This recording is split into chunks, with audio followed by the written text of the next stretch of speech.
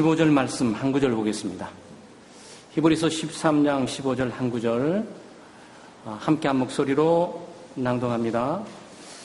그러므로 우리는 예수로 말미암아 항상 찬송의 제사를 하나님께 드리자. 이는 그 이름을 증언하는 입술의 열매니라. 아멘.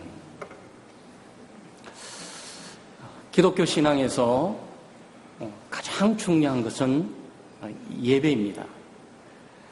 아마 예수 믿고 제일 먼저 하게 되는 게 아마 예배일 거예요.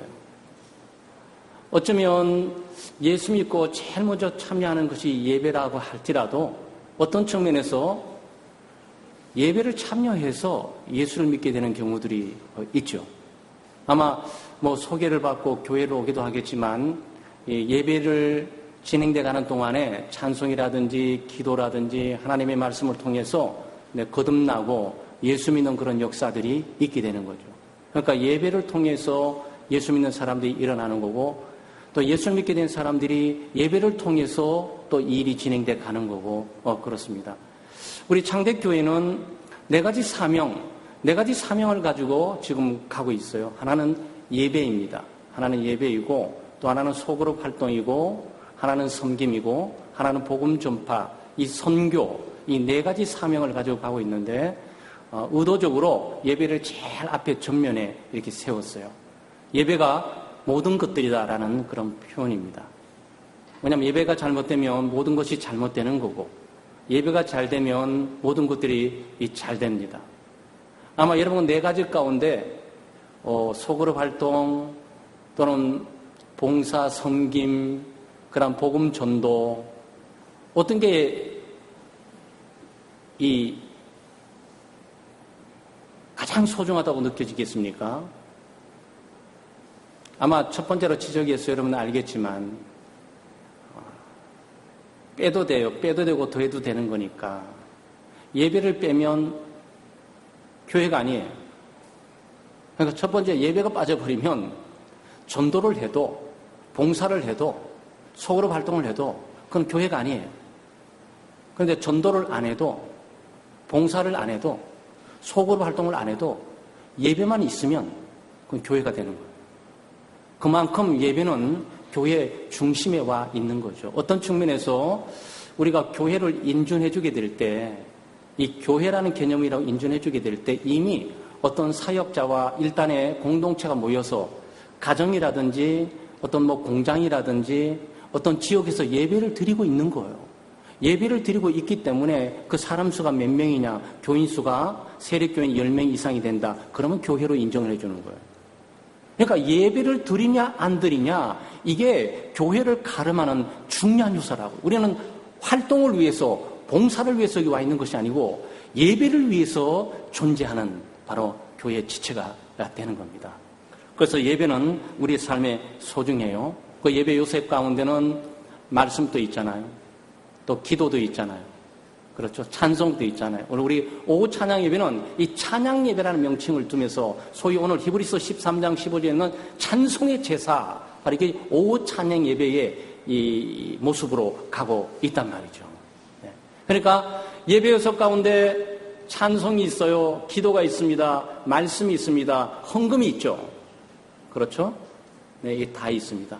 그런데 이 모든 요소가 예를 들어서 섬김, 복음 전도 또는 소그룹 활동 또 봉사 이 모든 부분들이 예배에 다 들어있어요. 예배에 다 들어있어요. 네. 교육이 어떻게 되는 거죠? 하나님의 말씀을 전파하면서 교육이 이루어지는 거예요. 네. 예배를 통해서 교육이 이루어진다 그 말이에요. 교육관에서 교육이 이루어지는 것이 아니고 예배 가운데 교육이 이루어지는 것이 기독교의 핵심이라고요. 그래서 예배가 존재하고 있는 거죠. 그리고 찬양 드리는 거, 기도하는 거, 네? 헌금하는 거, 전부 봉사, 헌신 이것들 속에 다 포함되어 있는 거죠. 그러니까 예배 가운데 다 예배만 잘 드리면 여기서 봉사가 이루어지는 거고 교육이 이루어지는 거고 여기서 전도가 이루어져요. 왜? 예수 믿지 않는 사람들이 예배에 참석해서 하나님의 말씀을 듣고 전도를 받는 수가 있으니까. 예배를 통해서 전도하는 거고, 예배를 통해서 교육하는 거고, 예배를 통해서 섬기는 거고, 예배를 통해서 봉사하는 거고, 예배를 통해서 헌신하는 거죠. 그러니까 예배가 잘못되면 다 잘못되는 거예요. 다. 그래서 우리가 드려지는 예배는 이 개혁주의, 특별히 이 신앙생활 가운데 핵심에 서 있다. 예배는 죽고 사는 문제다. 우리 교회가 죽고 사는 문제가 예배다라고 여러분이 스스로 신앙 고백을 하시고 천명하셔야 돼요. 만약 그게 안 되는 순간 교회는 존재할 수 없어요. 봉사는 하러 오실 수 있어. 직분은 감당하러 오실 수 있어. 그러나 교회의 사명은 절대 행할 수가 없는 거죠. 자, 그런데 오늘은 예배 가운데 많은 여자 찬송에 대해서 좀 살펴보려고 그래요. 왜냐하면 오늘 본문이 찬송의 예배에 찬송의 제사를 드리자 이렇게 말하고 있습니다. 그러니까 하나님은 찬양과 경배를 받기에 합당한 분이세요. 당연하신 거예요. 뭐 찬송 잘하고 찬양 잘하고 영광 돌리는 게 대단한 일이 아니고 아주 당연한 거예요. 왜냐하면 그는 하나님은 찬양과 경배를 통해서 그 영광을 받으시기 때문에 그래요. 하나님이 예수 그리스도를 통해서 우리를 구원하신 것은 하나님께 찬양하기 위해서. 찬송이라는 게 뭡니까? 마음에 기쁨이 있고 즐거움이 있고 감사가 있어야 나오잖아요. 노래도 기분이 좋아야 노래를 할 수가 있지. 그러니까 구원의 은혜와 또 예수 그리스도를 통한 하나님의 그 영적인 축복을 누리지 못하면 찬송도 안 되는 거예요, 이거는. 하나님은 찬양받기에 합당한 분이십니다. 그래서 이 시편 기자, 우리 구약 성경에 보게 되면 시편이 잘 나와 있어요. 거기에 슬픔, 고통, 아픔, 괴로운, 질병, 패배, 실패, 큰 역경, 그런 것 가운데서도 늘 하나님을 향해서 이 찬송하는 내용이 시편에 가득 차 있어요. 고난을 당해도 찬송하고, 질병 가운데 있어도 찬송하고, 실패를 해도 찬송하고, 못 나가도 찬송하고, 이 찬양으로 가득 차 있어요. 꼭 하나님이 우리에게 건강할 때만 찬양받는 것이 아니고, 기분 좋고 뭐 잘 나갈 때만 찬양받는 것이 아니고, 우리 뭐 삶의 모든 전 영역에서 하나님은 찬양과 경배를 받으셔야 돼요. 그러니까 찬양하는 삶이 얼마나 중요한지를 우리가 깨닫게 되는 겁니다.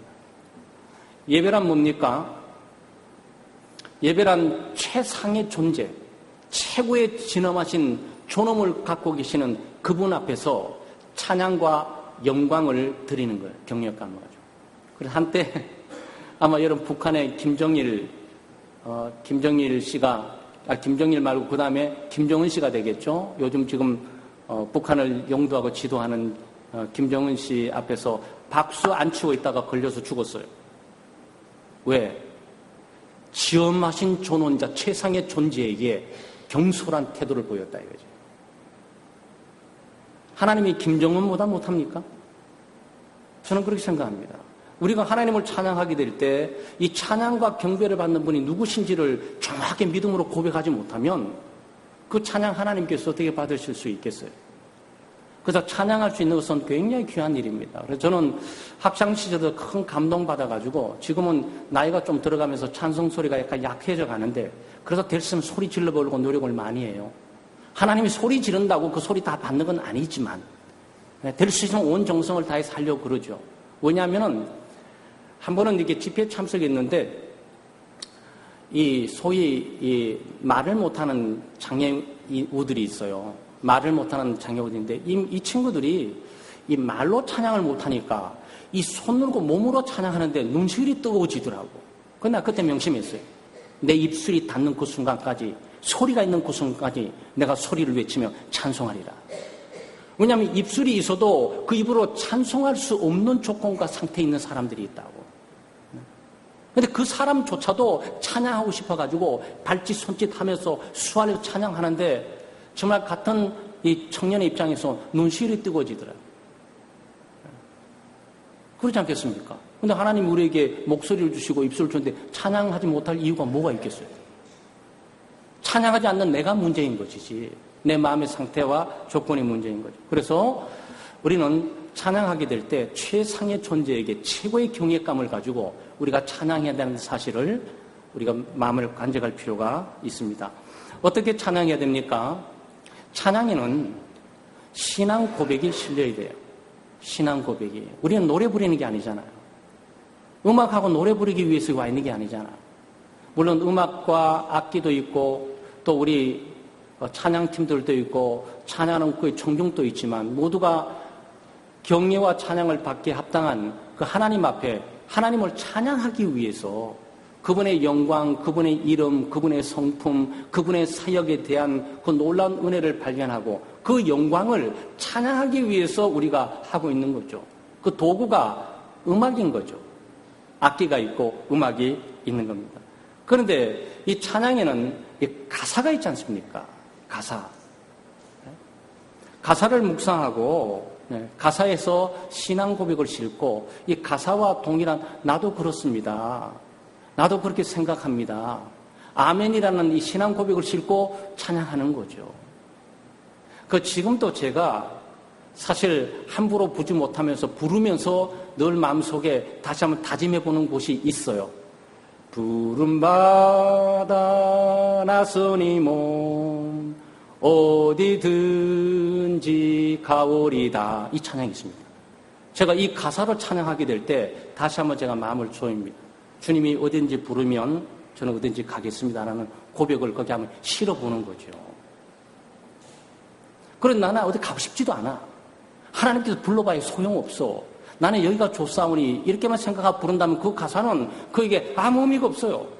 그리고 하나님께 영광이 되지 않는 거죠. 왜냐하면 신앙 고백을 실지 않는 그 입술만의 그 움직임이 무슨 큰 하나님께 영광이 되겠습니까? 우리가 찬양을 하게 될 때는 이 가사를 조금이라 묵상하고 봐야 되죠. 신앙은 마음의 표현입니다. 그리고 음정도 있고 또 박자도 있고 멜로디도 있고 가사도 있잖아요. 우리 찬양에는 그게 다 들어있어요. 그 박자 좀 틀리셔도 돼. 음정이 좀 약해도 돼요. 근데 우리 연세 되진 한 80세 정도 되게 되면 모든 게 좀 뜸해지잖아요. 둔해져요. 그래서 잊지 못하는 한 분 계시는데 돌아가신 분이지만 동천교회 옛날에 오래 계셨던 장로님 한 분이 벌써 이게 97년도니까 그때도 돌아가시기 한 1, 2년 전인 것 같아요. 근데 어째 특성을 하는데 찬송을 드리는데 이 음정 박자가 전혀 안 맞아요. 본인은 젊었을 때 찬양을 해갖고 열심히 한 걸 하는데 안 맞아요. 그런데 그 속에 신앙에 대한 그 가사의 표현이 구구이 절절히 와닿아요. 감동적이에요. 그게 찬송이에요. 물론 우리 젊은 사람들이 목사님 가사 틀려도 박자 틀려도 된대, 음정 틀려도 된대, 이걸 말하는 것이 아니에요. 될수록 박자, 음정을 잘 맞춰야죠. 원곡자가 했던 박자와 음정을 잘 맞추되 우리에게 특별히 필요한 찬양의 내용은 이 가사에 대한 이 공감, 가사에 대한 동의, 가사에 대한 아멘, 가사에 대한 신앙 고백을 싣고 우리가 찬양을 드려야 됩니다. 그런 측면에서 찬양은 인도자들이 있고 찬양에 참여하는 분들이 계세요. 그래서 인도자들은 찬양을 인도하면서 우리 청중들을 어떻게 찬양으로 인도할까라는 생각도 있지만 인도자들은 인도자들 남대로 찬양을 해야 돼요. 찬양을 인도하기 위해서 기술을 보여주는 것이 아니고 자기가 찬양을 해야 돼요. 자기가 가사의 신앙 고백을 싣고 찬양을 하고 또 그런 찬양 인도자들의 인도에 따라서 온 공동체가 함께 이 가사 예수 그리스도는 우리의 주님이시고 또 우리의 구원자가 되시고 하나님은 사랑이시다는 것을 우리가 함께 고백하면서 참여하게 되는 거죠. 그래서 온 공동체가 이 찬양으로 하나님 앞에 나가게 되는 겁니다. 그래서 어른들이 찬양하게 될 때 참 어려우실 거예요. 잘 이해 좀 하셔야 돼요. 제가 가사를 강조하는 이유는 때때로 찬양 인도자들이 찬양의 박자가 굉장히 빠를 때가 있어요. 그러니까 처음 듣는 찬양을 할 때가 있어요. 그럴 때조차도 함께 있는 청중들은 하나님의 선한 인도하심 인도자들을 세운 줄 알고 새로운 찬양이면 새로운 찬양을 배우고자 하는 열린 마음을 가지고 몇 번 반복해서 배워나가는 거고 또 박자와 음정이 도저히 맞지 않을 때는 이 가사를 잘 주목해 보세요. 그러면 그것을 서투르게 따라해도 그 가사의 신앙 고백을 통해서 내가 하나님께 영광 돌리고 하나님의 은혜를 받게 됩니다. 그래서 우리 어른들은 우리 예배가 진행되게 될 때 특별히 오후 찬양 예배는 우리가 찬양 예배로 드리게 됩니다. 오전 1, 2부 예배는 우리 장로교회 고전적인 예배를 우리가, 클래식 예배를 우리가 드리고 있는 거고요. 오후 찬양 예배는 좀 더 열린 마음을 가지고 찬양 속에 거하신 하나님의 보좌 앞에 우리가 온 마음을 다해서 찬양하러 나가게 되는 거예요. 네, 그럴 때 온 공동체가 함께 참여할 필요가 있는 겁니다. 찬양대는 찬양단 나름대로 하는 거고, 나는 나 나름대로 구경하는 거고, 이게 아니고, 사실 그 시간 우리가 함께 찬양해야 되는데, 내가 찬양의 은사라든지 다 찬양에 대한 재능이 부족하니까 찬양 있는 재능 있는 자가 먼저 앞서서 곡이나 박자, 음정들을 이 음악하고 잡아주면 우리가 따라 그 속에 함께 가도록 그렇게 되어 있단 말이죠.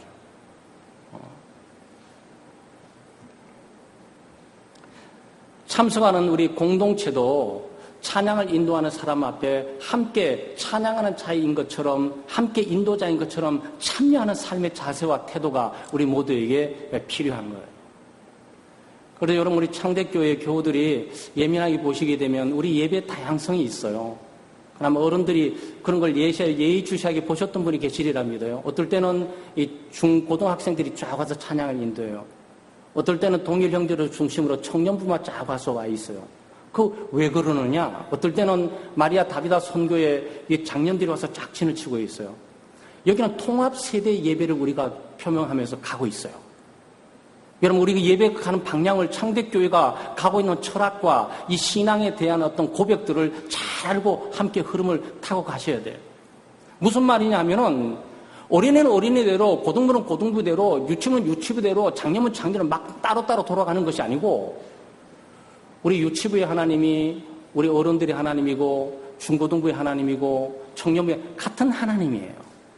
같은 하나님이니까 여기는 이 어린이부터 시작해서 노인에 이르기까지 같은 하나님을 우리가 세대를 초월해서 하나님 앞에 고백하는 예배를, 오후 찬양 예배는 드려지고 있다, 이 말이에요.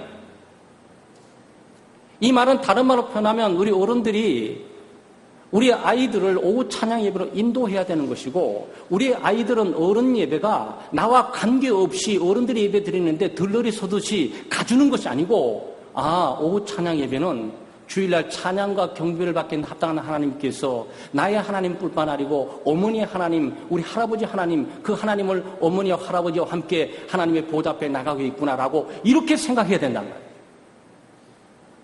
그리고 이 찬양 예배는 굉장히 중요한 개념을 갖고 있어요. 그리고 창대교회의 장점이에요. 우리 오후 찬양 예배 오시는 모든 강사들이 한결같이 놀라는 게 이 통합 예배를 보고 놀라는 거예요. 우리도 모르게 그런 예배를 드리는 사람으로 가고 있고 세대의 격차를 줄이면서 가고 있단 말이죠. 오후 찬양 예배 장년부 사역 가운데 청년부가 앉아있다 깜짝 놀라요. 중고등부 참석이 좀 더 놀라요. 지훈이처럼 원일이가 앞에 앉아있다. 이걸 깜짝 놀라요. 그래서 항상 지훈이는 주목을 받아요. 앞에 쪼개난 앉아있는 어린애 걔가 누굽니까? 물어봐요. 제가 우리 부목사님 딸입니다. 우리 부목사님 딸입니다. 그래서 앞에 인사하게 될 때 바로 얘가 저 부목사님 딸이에요. 제가 소개를 시켜드리죠. 그냥 그분들에게는 굉장히 인상 깊은 거예요. 오후 찬양 예배 장년부에 아이가 참석해서 같이 드린다. 이거는 일반 예배에서 상상도 못할 일이에요.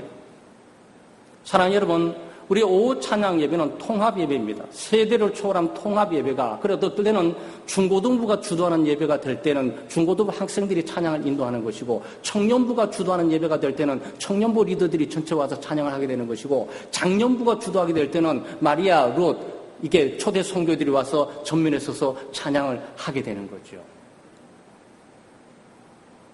우리 그런 예배를 드리고 있어요.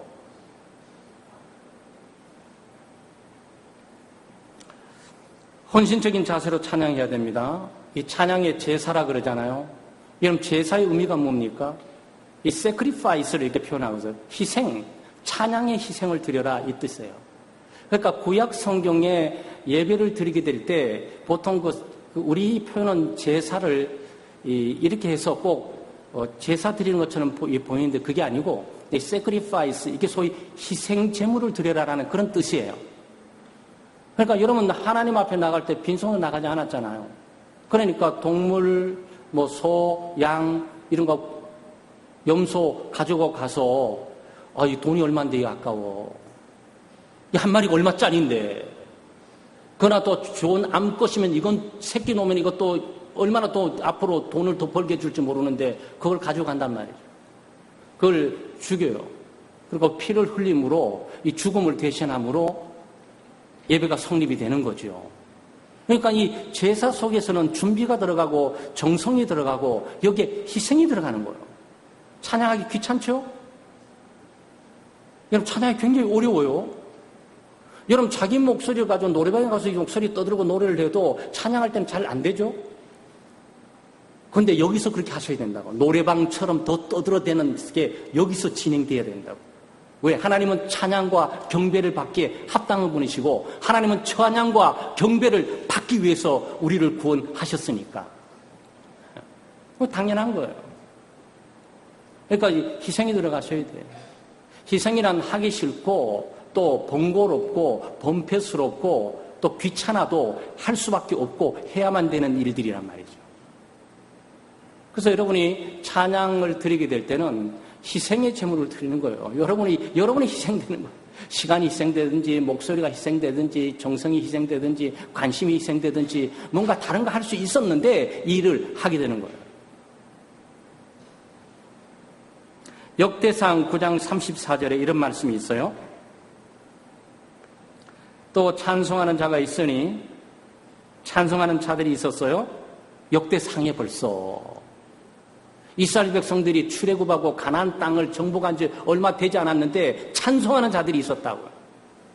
그런데 곧 레위 족장이라 저희가 골방에 거해서 게임한다거나 골방에 거해서 컴퓨터하고 있는 것이 아니고 골방에 거해서 주야로 자기 직분에 골몰함으로 다른 일을 하지 아니하였더라 그랬어요. 여러분 굉장히 어려운 표현이죠. 요즘 현대 우리 학생들이 이 표현 잘 안, 골몰하다 이 표현을 잘 안 쓸 거예요. 근데 여기 성경에는 이 표현이 지금 들어와 있어요. 골몰이라는 의미가 뭡니까? 다른 생각하지 않고 오직 그 한 가지 일만 하는 거, 그것을 골몰한다. 아, 지훈이가 학교 공부에 골몰하기 시작했어. 그 얘기는 다른 거는 절대 안 하고 공부만 했다. 그 뜻이에요. 근데 찬송하는 자들이 골몰했다. 이 얘기는 찬송하는 것 이외에 어떤 것도 생각하지 않았다. 그 얘기예요. 사랑 여러분, 이 예배가 그런 겁니다. 예배 순간에 찬양하게 될 때 찬양 가운데 거하신 하나님의 보좌 앞에 나와서 찬양하는 그 순간 어떤 것도 생각할 수 없어요. 오직 영광과 찬양을 받게 합당한 그 하나님 앞에서 찬양하는 것에 온 힘을 기울여서 하게 되는 거예요. 그런 예배를 하나님이 받으세요. 그 예배는 살아있어요. 그 예배가 영혼들을 회복시키고 치유하고 살리는 역사가 있는 예배가 되는 거예요. 그런 거예요. 그러니까 예배가 얼마나 중요하냔 말이죠. 지치고 피곤한 내 영혼이 다시 살고 회복되고 치유되고 예수 믿는 친구들이 참여하게 될 때 거기서 찬양 가운데 가진 하나님을 보고 뭔지 모르지만 뭔가 굉장한 일들이 일어나고 있고 이 사람들은 보이지 않는 뭔가를 찬양하는데 이 힘이 어디서 나오는지 호감이 가게 되는 일들이 예배 가운데 있게 되는 거예요. 근데 예배 참석했는데 찬양도 안 불러. 찬양 부르는데 서로 딴짓을 다 해. 그리고 졸아. 거기서 뭘 발견할 것 같아요? 자기 졸아? 나도 졸아야지. 전부 조는 거지. 예수 믿지 않는 사람 오면은 거기 예배는 졸로 가는 거야. 가지 마. 잘려면 집에서 자지 뭐 거기까지 자. 그러니까 아무 영광도 없어요. 하나님의 능력도 없고 하나님의 임재도 없어요. 그러니 이 문제가 얼마나 심각한 문제냐. 부족한 나를 통해서 하나님이 그 영광이 드러나고 임재가 드러나야 뭔가 하나님의 역사하심이 있지 않겠어요? 신앙 고백적으로 찬양하는 것뿐만 아니고 헌신적으로 찬양해야 돼요. 네, 찬양도 헌신하셔야 돼요. 교회 봉사로 오신 거 아니라 전 미리 말씀드렸습니다. 이 정도 봉사단체는 사회에 많이 있어요. 좀 미안한 말씀 같지만 이 정도 봉사하는 것을 사회에서도 엄청나게 발란티어 봉사자들이 많이 있습니다. 그럼 왜 교회 왜 왔냐고? 예배 드리려고, 찬양하려고, 기도하려고, 하나님이 나에게 우리 공동체 가정에 뭐라고 말씀해 주시는지 그 말씀을 들으려고 여기 왔단 말이에요. 근데 이게 다 단절되면서 일만 하고 가버려고. 그러니까 항상 뭐가 일어나는지를 모르는 거예요. 선포적인 태도로 찬양을 드려야 됩니다. 찬양에는 다분히 선포적인 게 들어있어요. 찬양은 누구에게 합니까? 하나님께 합니다. 근데 찬양은 하나님께 하는데 듣는 것은 누가 듣는 거죠? 옆에 사람들이 들어요. 그러니까 이건 무슨 의미냐면은 분명히 찬양은 하나님께 드리고 있는데 이 찬양을 듣고 있는 자는 하나님뿐만 아니고 하나님의 공동체 지체들뿐만 아니고 주변의 사람들이 찬양을 듣게 되는 거예요. 그러니까 그 찬양에는 선포적인 내용이 들어있는 거예요. 찬양에는 메시지가 들어있어요. 여러분 아까 오늘 아침에도 복음에 대해서 말씀드렸지만 모든 소리는 내용을 담고 있습니다.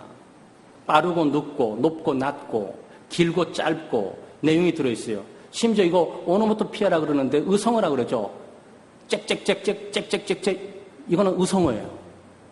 이거는 문장이 아니에요. 그렇지만 그 내용을 담고 있어요. 모든 동물의 세계도 마찬가지예요. 그 소리는 의미 없이 전달되는 게 아니에요. 그들 나름대로 그 메시지를 접해서 그 메시지 내용을 이해하고 움직일 뿐이에요. 하물며 찬양이 어떤 메시지를 담고 있는지 한번 생각해 보셨어요? 찬양의 메시지를 담고 있다. 그러니 내가 부르는 이 소리와 이 목소리 톤에 따라서 사람들이 들려지는 메시지가 다르다고. 그러니까 한번 해볼게요. 그 주의 십자가 보혈로 죄식은 받기를 원하. 뭐 어쩌다는 거예요 그게. 메시지 전달되지 않아요. 구주의 십자가 보혈로 죄 씻음 받기를 원하네. 여러분 어떻게 들리세요? 어떻게 들리세요? 어떤 것을 택하시겠냐고. 여러분 후자를 택하셔야 돼요. 왜? 거기 내용이 전파되니까. 구주의 십자가 보혈이라는 그 메시지가 강력하게 주변의 사람들에게 선포되고 있기 때문에 이것들을 죽일 수도 있고 살릴 수도 있어요. 내 목소리가 죽일 수도 있고 살릴 수도 있다고. 그게 찬양이에요. 그런데 하나님께서 찬양 가운데 거하셔서 그분의 임재와 능력을 나타내시기를 원하신다고. 그러니 앞에 찬양 인도자들이야 이 사명이 얼마나 크겠습니까? 그리고 찬양을 함께 하기는 공동체가 이 찬양을 참여하는 그 의미가 얼마나 크겠어요. 그러니까 일부러 사람들이라고 하는 건 아니에요. 내 목소리 잘 들어가는 것도 아니고 내 음정 박자 좋은 걸 잘 들어서 인정받으려고 노력하는 것도 아니에요. 그냥 여기서 신앙 고백적이면서 자기 희생적이고 그리고 무엇보다도 선포적으로 하나님께 찬양하고 영광을 돌리지만 이 내용이 이 사람에게 전달돼야 된다. 내 옆에 있는 사람이 구주의 십자가 보혈로 죄 씻음 받기를 원하네. 정확하게 구주의 십자가 보혈이 나의 죄를 깼나 해야지. 구주의 십자가 보혈로 죄 씻음 뭐가 어떻다는 거예요? 그거 그런 찬양 가지고 여러분 살아있는 예배를 드린다고? 안 돼요, 여러분. 여러분 우리가 예배는 살아야 됩니다. 제가 이 말씀 드리는 이유는 우리가 이 찬양을 못 부려서 말씀드리는 것이 아니에요. 그냥 기독교인은 예배를 잘 몰라요. 예배를 드리는 자지 아직도 예배의 의미와 그 영광을 잘 모른다고. 그런데 그 영광을 찾아서 계속 가다 보면 예배 가운데 그 영광을 발견하게 될 것이고 기도의 능력을 발견하게 될 것이고 하나님의 말씀의 능력을 발견하게 될 것이고 찬양의 역사하는 그 능력을 발견하게 돼요. 새롭게 발견한 그 공동체는 더 강렬하게 그 부분을 찾아가게 되죠. 목마른 영혼이 물 한 모금 먹게 될 때 남아있는 한 그릇을 더 마시고 싶듯이 이런 맛이 있구나. 이게 있어야 된단 말이에요. 그리고 우리 어른들도 여기 계시지만 연세가 드시게 되면 기력도 쇠하시고 또 의욕도 많이 없어지고 또 괜히 당뇨도 있고 여러 약 드시는 거 피곤해요. 피곤하고 그리고 그러잖아요. 찬양의 기도에 오게 되면 쉽지가 않아요. 왜냐하면 젊은 사람들이 앞에 서서 찬양의 톤이 빨라요. 전혀 모르는 복음성을 불러요. 재미 하나도 없어요. 그리고 따라 잡을 근데부터 막 나가버려. 그러니까 이건 맞지도 않아요. 그렇다고 실망하고 낙심하실 필요 없어요. 박수 치면서 계속 따라 하시려고 노력하게 되면 살아납니다. 의식이 살아나요. 저도 사실은 좀 늦어요. 왜냐하면 우리 중고등부 학생들이 찬양 인도할 정도 되면 제가 한 반박자 아니고 한 3분의 1, 4분의 1 정도는 늦어요. 그 저는 일부러 약한 템포 빨리 친다고 박수 치면서 앞에서 일부러 구주의 십자가 보혈로 죄 씻음 받기를 원하네. 저는 제 스스로 점검하려고 빨리 부릅니다. 여기서 절대 내가 7, 80대도 젊은 사람들이랑 찬양 못지않게 나는 따라잡고야 말겠다. 여러분이 나중에 보시면 어떨지 모르면 저는 그런 각오를 갖고 있어요. 왜? 내가 찬양에 젊은 사람 밀려야 될 하등의 이유가 뭐가 있겠어요? 그들이 찬양을 한다면 나도 찬양할 수가 있지요. 과거에 더 열정적으로 찬양했던 시기도 있지 않았냔 말이죠. 그래서 제가 여기 보시게 되면 우리 찬양 인도자들이 저를 보시게 되면 두 가지를 느끼실 거예요. 하나는 목사님이 찬양 인도를 잘 따라오시면서 열심히 지원해 주고 계신다는 위로를 받을 거예요. 왜냐하면 제가 앞에 서 가지고 항상 박자 여러분 그냥 구주의 십자가 보혈로 이렇게 찬양하죠? 저는 이렇게 찬양 안 해요. 구주의 십자가 보혈로 죄 씻음 받기를 원하네. 틀리죠? 근데 후자를 택하셔야 돼. 다 그러고 싶어요. 다 축축 처져가지고 다 그렇게 살고 싶어. 귀찮은데. 근데 예배는 그렇게 될 수 없어요. 예배는 생동감이 있어요. 싫어도 해야 돼. 왜냐하면 하나님은 찬양과 경배를 받기에 합당한 분이시니까. 내가 하나님을 기쁘게 하시기 위해라도 이 시간에 하기 싫은 거 억지로라도 해보는 것도 괜찮잖아요. 한번 해보세요. 한번 해보시면요. 틀려요. 그리고 젊은 친구들, 중고등부 청년들한테 빠른 박자 있으면 제가 속으로 외웁니다. 근데 안 돼요. 안 되면 저 사무실에 가서 몇 번 인터넷 가지고 그 곡을 듣고 들어봅니다. 몇 번 들어보다가 어떨 때 몇 가지 그래도 엇박자 넘어가고 촥 올라갔다 툭 떨어지는 거 이건 못 잡아내요. 그건 그냥 묵음으로 넘어가는 거지. 그것까지 따라잡지 못하는 것까지 내가 따라잡을 수는 없어요. 그렇지만 내 나름대로 찬양할 때 좀 밀리지 않으려고 중고등부나 청년부에 왜냐하면 내가 믿는 하나님이나 너희들 믿는 하나님이나 같은데 그 빠른 박자로 하나님을 섬겨 그럼 나도 빠른 박자로 섬길 수 있어. 못할 이유가 전혀 뭐가 있겠어요? 사랑하는 여러분 그렇게 살자고요. 그래서 이 찬양 공동체 특히 오후 찬양 예배는 이 찬양으로 충만하기를 정말 소망합니다. 그리고 찬양하기 싫어도 어떨 때는 너무 옆에 사람이 열정적으로 찬양하게 되면 찬양하고 싶어져요. 여러분 그거 느끼셨어요? 오늘은 찬양도 하기 싫고 그냥 피곤하고 힘들고 앉았다가 찬양팀도 오늘 빠르고 저 빠른 거 따라가지 못한 박자 빨리 좀 끝내고 좀 빨리 마치고 가야 되는데 갑자기 옆에 있는 친구가 갑자기 구주의 십자가 막 이러면 한 1절, 2절쯤 갔을 때는 나도 한번 해볼까 같은 생각이 좀 들어요. 서서히. 여러분 그거 혹시 느끼셨어요? 예배를 때 느끼셔야 돼. 그런데 그게 늘 느낌을 받는 자가 아니라 다른 사람에게 좋은 점들을 열을 전달해주는 느낌을 주는 자로 남아야 된단 말이에요. 제가 이 말씀드리니까 목사님 예배 드릴 때마다 박수 치라는 모양이구나. 아니요. 박수 치라는 말씀 드린 게 아니에요. 찬양 인도자가 박수를 치자고 하게 될 때 같이 박수를 쳐야지. 찬양 인도자 앞에 열심히 박수 치는데 전부들 박수 안 치고 가만히 있으면 그 분위기가 뭐 어떻게 되냐고요. 두 손 들고 찬양합니다. 그러면 딱 이렇게 앞에 리더가 딱 그러면은 손을 들고 같이 찬양하자구나. 손을 들고 같이 찬양을 쫙 하고 말이죠. 네? 박수 치면 찬양하면 박수 치면 찬양하고 말이죠. 얼마나 멋진 공동체예요. 근데 우리가 마음을 열고 예배를 좀 가까이 가실 필요가 있어요. 그리고 물론 나 혼자 예배를 드리기가 벅차지만 공동체 오시게 되면 예배위원들이 준비를 하고 있어요. 말씀위원은 말씀을 준비하고 있고 또 반주팀들은 반주팀 준비하고 있고 찬양팀들은 찬양팀들이 좀 싱어들 준비하고 있어요. 그러니까 싱어들도 정말 찬양 그 하신 하나님을 드러내기 위해 열심히 찬양해야 되지만 함께 있는 우리 공동체도 열심히 따라가야 돼요. 왜냐하면 구약 성경에는 찬양하는 방법이 다하게 있어요. 샤우팅 아웃, 소리를 지르면서 찬양 부르라고. 하나님을 찬양하는데 시시하게 죽은 듯이 찬양하지 말고 정말 샤우팅해서 날카롭게 하늘을 찌르듯이 한 소리로 외치면서 찬양하라고. 그래서 이것 좀 훈련시켜 보려고 우리 금요 심야기도회 때 가끔 주여 3창, 주여 2창을 하는 거예요, 여러분. 목소리 좀 터져서 소리 질러버려. 근데 밖에서 화내서 소리 지를 때는 잘 지르던데 하나님을 위해서 주여! 근데 이 소리를 그렇게 못 지른다고. 근데 그것도 훈련이에요. 해보시면 돼요. 그래서 열린 마음을 갖고 참여하는 거죠. 그럼 몰입하다 보면, 그리고 우리 찬양팀들이 요즘 많이 준비하고 있습니다. 여러분, 찬양팀들이 많이 준비하고 계세요, 진짜. 우리 교육자들도 교육받고 준비하고 있고, 우리 찬양위원장님이야 반주팀들, 그 다음에 드럼, 베이스, 기타, 그 다음에 신디, 그 다음에 싱어들, 그리고 곡 선정하게 될 때, A, C, D, 이거 하고, 또 그 다음에 여러 가지 샵부터 조정을 하고, 또 가사들 일치를 시키고, 열심히 지금 준비하고 있어요. 앞에 있는 전면에 세 곡 내지 네 곡이지만 세 곡 내지 네 곡을 준비하기 위해서 옛날에 우리 교육자들은 말이죠. 1시간 반 이상 걸려요. 그 세 곡 네 곡 뽑는데. 네? 근데 요즘 좀 기술이 좀 좋아져서 30분, 40분으로 좀 줄었다 그래요. 네. 그만큼 좀 준비를 좀 하는 거예요.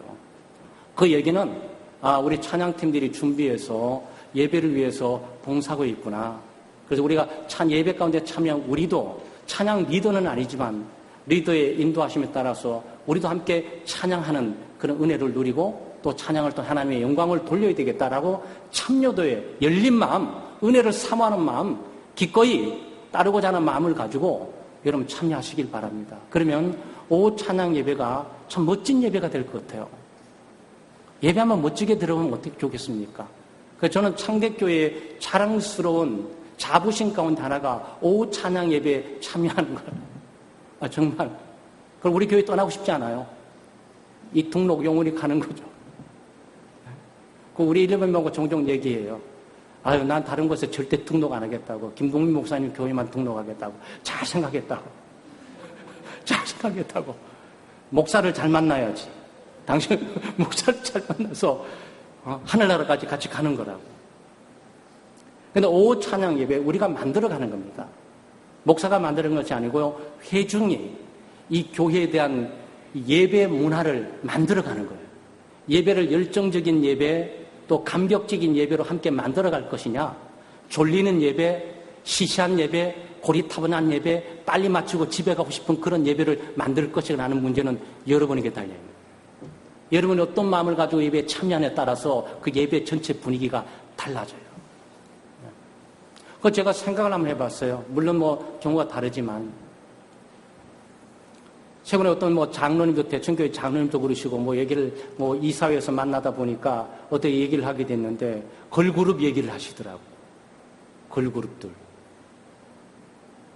그러니까 옆에 이제 전체모 총회장이 발끝에서 아니 우리도 목사도 모르는 걸 장로님들이 다 아십니까? 그러니까 이상태 장로님이 역사학자거든. 지리 역사학자예요. 중국과 관계를 설명하면서 얘기하는데 그러니까 장로님들이 다 힘을 실으시더라고. 뭐냐면은 요즘 그 아이돌들 보통 피 말리는 훈련하고 오는 친구들이 아니라고. 피 말리는 훈련이 아니고. 그래서 제가 거기에 또 힌트를 얻어서 한번 걸그룹 아이돌 하는 거를 한번 봐야 되겠다 싶어 본 거예요. 그런데 율동을 자세히 노래 율동, 그 여성팀 하나, 남성팀 하나를 딱 보니까 엑소라는 팀이었어요. 딱 보니까 만약 그 사람들이 거기에 표정이 없이 그냥 노래 불렀다면 아무 의미 없을 거야. 그런데 그 동작 하나와 그 표정 하나가 그 메시지를 전체 살리는 거예요. 그렇다면 우리 찬양팀들도 그 역할의 효력이 나타날 거라. 제가 그걸로 간두겠습니까? 한국에 있는 온누리 사랑의 교회, 연세중앙교회 구로구에 있는 거 딱 찬양팀들을 딱 조회하면서 들어가고 유튜브에 들어가 봤어요. 연세중앙교회 앞에 한 대학교 1, 2학년 되는 그런 청년들 50명이 딱 강단 앞에 진을 쳐요. 50명. 여러분 그 생각을 해보시라고. 오케이. 저는 사람 수가 많으니까 강단이 크고 교회가 크니까 50명 아니고 100명이 더도 공간이 안 하겠지. 문제는 하나하나 보게 될 때 찬양을 잘 부르는 것 같지는 않아. 딱 보니까 싱어만 한 4, 5명이 돼. 중간중간 싱어만 나머지는 뭐냐? 율동팀이에요. 율동팀이 박수를 유도하는데 어떻게 유도하는지 아세요? 이렇게 안 해요. 이렇게 유도해요. 다르죠? 그럼 여기서 구주의 십자가 이거 하고 구주의 십자가 보 여러분 같아요? 그러니까 여기 찬양팀들이 어떻게 인도해야 되는지를 정확하게 우리가 볼 수 있는 기회가 된다고요. 그러니까 이거는 부끄러운 일이 아니에요. 우리가 하나님 앞에 주어진 몸과 마음들 그리고 온몸을 통해서 하나님을 찬양하고 박수로 찬양하고 음악으로 찬양해야 되는데 왜 그걸 우리가 사용하지 않냐고요. 사용이 괜찮아요, 여러분. 어차피 중고등부 학생들, 청년들이 뭐 하게 될 때 다 율동 다 하잖아요. 그게 어른들 앞에서는 왜 안 되냐고. 제가 이 말씀드리는 것은 어른들이 문화를 이해하길 바라고요. 문화를 공감하길 바라고요. 문화를 능히 소통하면서 수용할 수 있는 은혜를 가져야 됩니다. 종종 말씀드리지만 저도 아들이 있고 문화가 다르지 않겠어요. 제가 아들에게 전을 모르잖아요. 파전, 이런 거, 호박전 이런 건 잘 몰라요.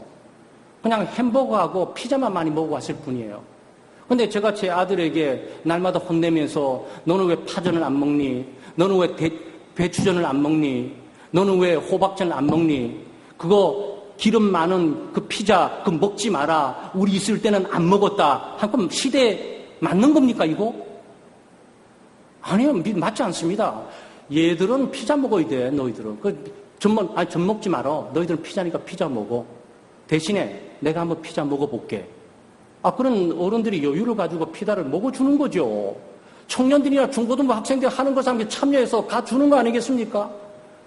그 부모님들이 어린 세대의 학생들이나 어린 세대의 아이들에게 그 정도 여유를 못 줍니까? 자기가 안 했기 때문에 다른 세대도 안 해야 된다고 그렇게 말을 해야 되는 겁니까? 그렇지는 않다는 거예요, 여러분. 근데 아이들은 우리에게 요구하지 않잖아요. 어머니, 아버지, 할아버지, 전은 왜 드세요? 전 먹지 마세요.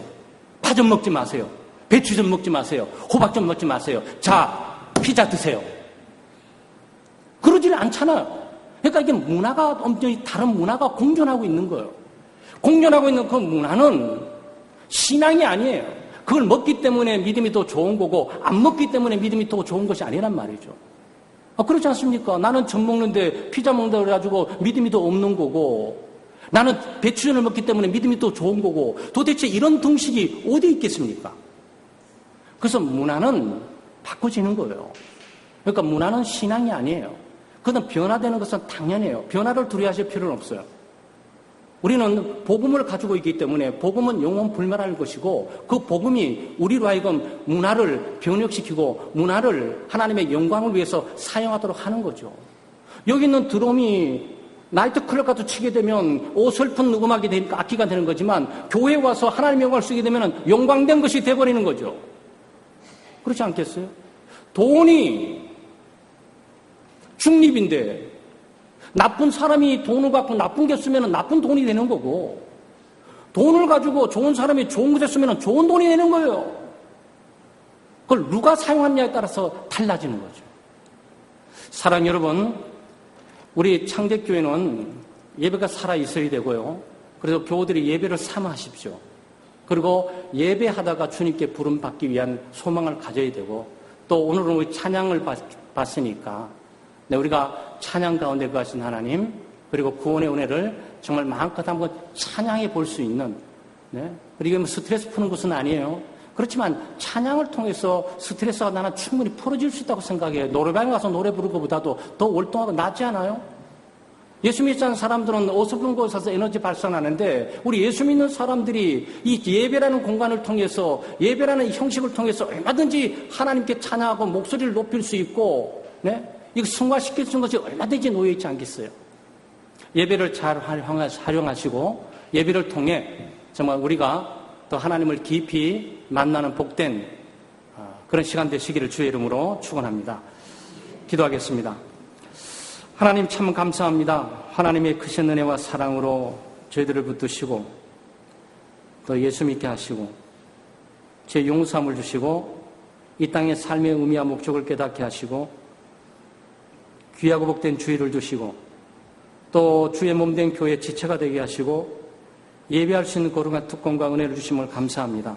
하나님 아버지, 우리 일생과 길 동안에 우리를 구원하신 예수 그리스도 그 하나님을 찬양하고 경배하게 하시고 또 우리가 늘 하는 예배 가운데 하나님 예배팀들을 늘 붙들어 주시고 성령 충만, 은혜 충만, 말씀 충만으로 인도해 주시고 또 예배에 참여하는 저희들이 예배 구경꾼이 되지 않게 해주시고 예배 방관자가 되지 않게 해주시고 예배의 감시자가 되지 않게 해주시고 예배에 참여하는 자가 되어서 참된 예배자로 하나님 앞에 늘 설 수 있도록 은혜를 베풀어 주시옵소서. 우리 창대교회 주일 오전 예배뿐만 아니고 오후 찬양 예배를 복 주셔서 우리 모두가 정말 전통적인 예배뿐만 아니고 이 찬양 예배 가운데서도 하나님의 큰 은혜를 받고 또 우리가 새롭게 늘 믿음을 새롭게 해서 승리에 살아갈 수 있도록 도우시고 인도해 주옵소서. 감사드리며 예수님의 이름으로 기도드리옵나이다. 아멘.